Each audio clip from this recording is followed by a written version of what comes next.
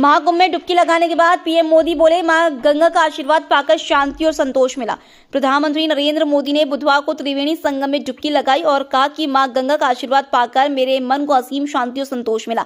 वैदिक मंत्रोच्चारण के बीच संगम में स्नान करते समय प्रधानमंत्री को पूरी बाह का केसरिया रंग का कुर्ता और नीले रंग का पैजामा पहने देखा गया। उन्होंने रुद्राक्ष की माला से जाप भी किया। यूपी के लोनी से 300-400 फर्जी मतदाता लाए गए। सलीमपुर से भाजपा प्रत्याशी का बड़ा आरोप। दिल्ली विधानसभा चुनाव के लिए बुधवार को जारी मतदान के बीच सलीमपुर विधानसभा क्षेत्र के भाजपा उम्मीदवार अनिल गौड़ ने आम आदमी पार्टी और कांग्रेस प्रत्याशियों पर इलाके में फर्जी मतदान करवाने का आरोप लगाया। उन्होंने कहा, दोनों दलों की तरफ से यूपी से सैकड़ों फर्जी वोटर्स को लाया गया, जो कि बुर्के में और मास्क पहनकर फर्जी वोटिंग कर रहे हैं। 50 सीटों पर जीतेगी भाजपा। मनोज तिवारी बोले, आम आदमी पार्टी से टूट गया दिल्ली का मन।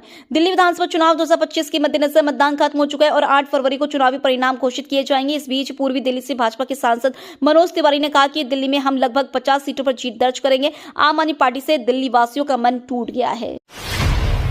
दिल्ली में कांग्रेस चौंकाने वाली है। वोटिंग के बाद अभिषेक सिंघवी का दावा। दिल्ली में मतदान हो चुका है। सुबह 7 बजे से शुरू हुई वोटिंग शाम 6 बजे तक चली। इस बीच कांग्रेस के वरिष्ठ नेता और राज्यसभा सांसद अभिषेक मनु सिंघवी ने भी लंबे समय बाद दिल्ली में वोटिंग की। सिंघवी ने बताया कि मैं लंबे समय बाद दिल्ली में वोट डाल रहा हूं। पहले मेरा वोट जोधपुर में था, मैंने इस बार दिल्ली ट्रांसफर कराया है। बातचीत के दौरान अभिषेक सिंघवी ने बड़ा दावा करते हुए कहा कि इस बार कांग्रेस नतीजों में चौंका सकती है। हालांकि पार्टी को कितनी सीटें आएंगी इस पर उन्होंने न बोलने की बेहतर समझी।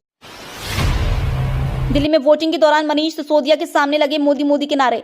दिल्ली की जनता 70 विधानसभा सीटों के लिए वोट डाल दिया है। शाम 6 बजे तक मतदान जारी रहा। इसी बीच जंगपुरा सीट पर बवाल हो गया। आम आदमी पार्टी के नेता और दिल्ली के पूर्व उप मुख्यमंत्री मनीष सिसोदिया ने भाजपा उम्मीदवार द्वारा लोगों में पैसे बांटने का आरोप लगाया। इसे लेकर पुलिस से भी उनकी बहस हो गई। उन्होंने आरोप लगाया कि भाजपा सरेआम लोगों के वोट खरीदने के लिए पैसे बांट रही है। इस दौरान जब वे पुलिस के कर दिए, इस पर खड़े होकर उन्हें देखते रह गए।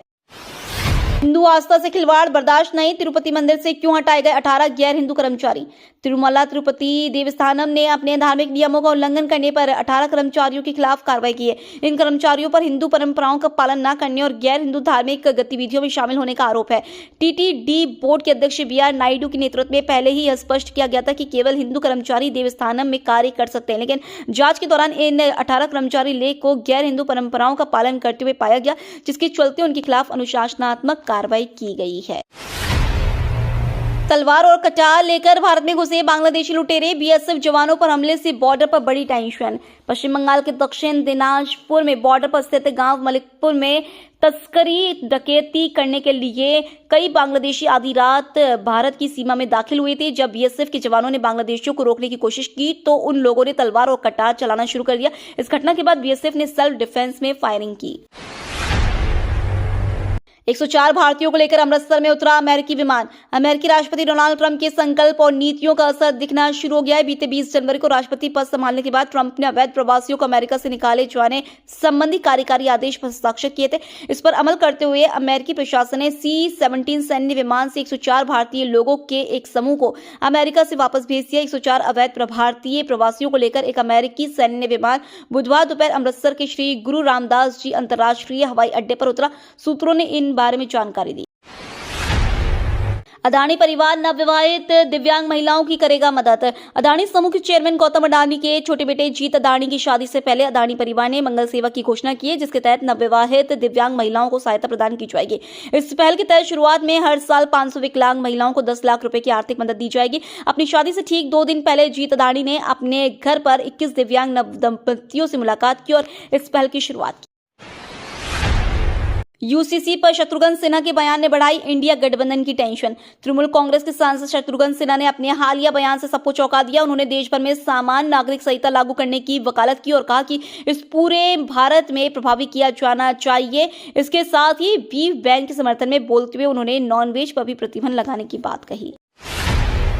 टीम इंडिया के बाद अब इस दिग्गज भारतीय ने भी किया पाकिस्तान जाने से इनकार। आईसीसी चैंपियंस ट्रॉफी 2025 का आगाज होने में अब बस कुछ ही दिन बाकी है। ऐसे में सभी टीमें अपनी अपनी तैयारियों में जुटी है। इस बीच एक बड़ी खबर सामने आई है। दरअसल आईसीसी के एलिट पैनल के एम्पायरों ने भारत के एकमात्र प्रतिनिधि नितिन मैनन ने पाकिस्तान नहीं जाने का फैसला किया। उन्होंने व्यक्तिगत कारणों से इस महीने पाकिस्तान में होने वाली चैंपियंस ट्रॉफी में एम्पायरिंग से बाहर होने का विकल्प चुना है।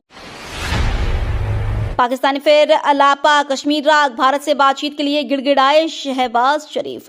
पाकिस्तान एक बार फिर कश्मीर राग अलापा है। प्रधानमंत्री शहबाज शरीफ ने बुधवार को कहा कि पाकिस्तान भारत के साथ कश्मीर सहित सभी मुद्दों को बातचीत के जरिए हल करना चाहता है। उन्होंने कहा कि उनका देश कश्मीरी लोगों को अपना अटूट समर्थन देता रहेगा। शरीफ ने कश्मीर एकजुटता दिवस के मौके पर मुजफ्फराबाद में पाकिस्तान के कब्जे वाले कश्मीर की विधानसभा में एक सत्र को संबोधित यह टिप्पणी की। आप कांग्रेस की लड़ाई में AIMIM न मार जाए बाजी, बंटने पर बीजेपी को सीधा फायदा।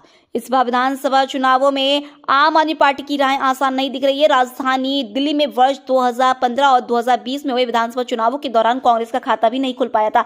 आम आदमी पार्टी ने दोनों ही चुनावों में कांग्रेस और भाजपा को करारी शिकस्त दी थी। 2015 में हुए चुनावों के दौरान आपको 67 और 2020 में 62 सीटों पर विजयी मिली थी, लेकिन अब माना जा रहा है कि कांग्रेस ने एक बार फिर कमबैक करते हुए वोटरों का विश्वास जीता है। ये तो थी आज की बड़ी खबरें। रोजाना ऐसी ही सबसे पहले अपडेट पाने के लिए चैनल को सब्सक्राइब करना बिल्कुल ना भूलें। धन्यवाद।